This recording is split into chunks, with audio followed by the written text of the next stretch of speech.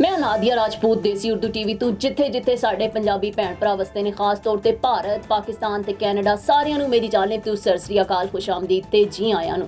सब तो पहला एक नज़र हेडलाइंस ते। अमरीकी सदर दा कहना है कि गजा जंगबंदी लई पेशरफ जारी है, उम्मीद है कि जल्द मुआहिदा हो जाएगा। ग्रेटा थनबर्ग दा कहना है कि इसराइल एक पूरी कौम नू मिटाण दी कोशिश कर रहा है। प्यूटिन ते नेतन्याहू दा टेलीफोनिक राबता मशरक़ी वस्ता ते ट्रंप अमन मनसूबे ते तबादला ख्याल। वज़ीर आज़म तो मलाइशियन बिजनेस ग्रुप की मुलाकात, इक़्तिसादी ताउन दे फ़रोग़ ते इत्तेफाक।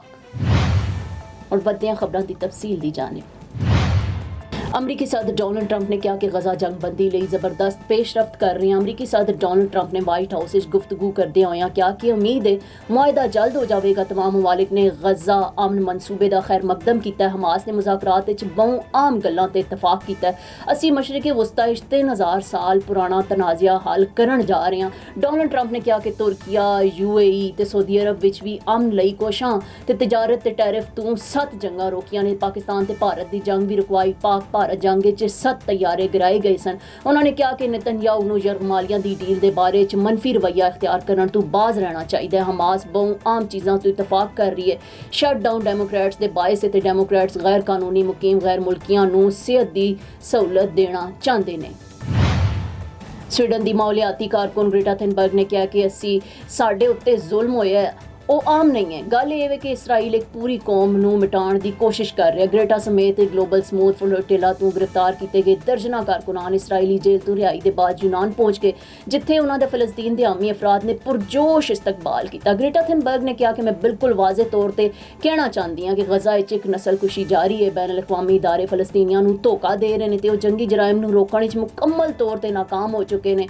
असी ग्लोबल स्मूथ फ्लोटेरा के जरिए वो जिम्मेदारी पूरी करने की कोशिश की ਜਿਹੜੀ ਸਾਡੀ ਹਕੂਮਤਾਂ ਅੰਜਾਮ ਦੇਣ ਵਿੱਚ ਨਾਕਾਮ ਰਹੀਆਂ ਨੇ। ਸਵਿਟਜ਼ਰਲੈਂਡ ਵਾਪਸ ਪਹੁੰਚਣ ਵਾਲੇ 9 ਕਾਰਕੁਨਾਂ ਨੇ ਇਲਜ਼ਾਮ ਲਾਇਆ ਕਿ ਇਸਰਾਈਲੀ ਹਿਰਾਸਤ ਵਿੱਚ ਇਹਨਾਂ ਨੂੰ ਨੀਂਦ ਤੋਂ ਮਹਿਰੂਮ ਰੱਖਿਆ ਗਿਆ ਤੇ ਪਾਣੀ ਤੇ ਖੁਰਾਕ ਨਹੀਂ ਦਿੱਤੀ ਗਈ ਤੇ ਬਾਜ਼ ਨੂੰ ਮਾਰਿਆ ਪਿਟਿਆ ਗਿਆ ਹੈ। Now I am American. I have citizen. I still have my Salvadorian passport and now I have my USA passport. I am a citizen of the US. Khi cầm cái hộ chiếu Mỹ, con rất là tự hào mình là công dân Mỹ. La ciudadanía para mí significa oportunidades. Si ya tienen el tiempo que pueden hacerse ciudadanas, que lo hagan. No pierde nada uno con intentarlo. Como dicen en México, echándole ganas, todo se puede. रूसी सदर Putin ते Israeli वज़ीर आज़म Netanyahu के दरमियान telephonic राबता होया। रूसी सदर प्यूटिन ते इसराइली वज़ीर आज़म नेतन्याहू के दरमियान राबते के दौरान मशरक़ी वस्ता की सूरत हाल, ट्रंप के अमन मनसूबे ते गुफ्तगू हुई। रूसी सदर ने कहा कि रूस मशरक़ी वस्ता फलस्तीनी रियासत के हक च ते उम्मीद है गजा अमन लई ट्रंप प्लान ते अमल दरामद होएगा। दोवें रहनुमावां ने ईरानी एटमी प्रोग्राम दा गलबात नूं हल कड्ढण ते जोर दिता। रूसी सदर प्यूटिन ते इसराइली वज़ीर आज़म नेतन्याहू के दरमियान शाम विच मज़ीद इस्तेहकाम ते भी गुफ्तगू की गई।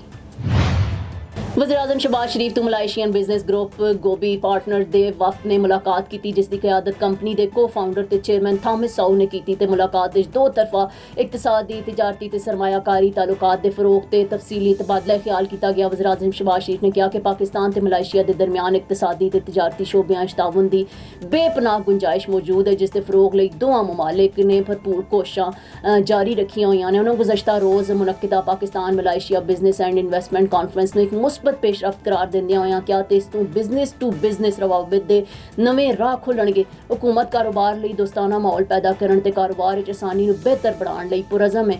शहबाज शरीफ ने दस्सिया कि खसूसी सरमायाकारी सहूलत कौंसल बैरूनी सरमायाकारां नूं हर मुमकिन सहूलत फराहम करन लई मुतहर्रिक है। देसी उर्दू टीवी तो फिल वक्त इतना ही। मजीद खबरां ते अपडेट्स लई वेखदे रहो देसी उर्दू टीवी, देसी टीवी USA, DTV NN ते साडा OTT प्लेटफॉर्म DTV Flix जिथे 3000 तो ज़ायद चैनल्स नूं वेखिया जा सकता है। Now I am American. I have citizen. I still have my Salvadorian passport and now I have my USA passport. I am a citizen of the US. Khi cầm cái hộ chiếu Mỹ, con rất là tự hào mình là công dân Mỹ. La ciudadanía para mí significa oportunidades. Si ya tienen el tiempo que pueden hacerse ciudadanas, que lo hagan. No pierde nada uno con intentarlo. Como dicen en México, echándole ganas, todo se puede.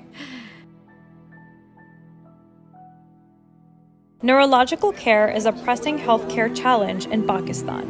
That's why Helping Hand USA is building Kind R, a world-class hospital with 130 plus clinics that is set to establish new standards for neurological care in Pakistan.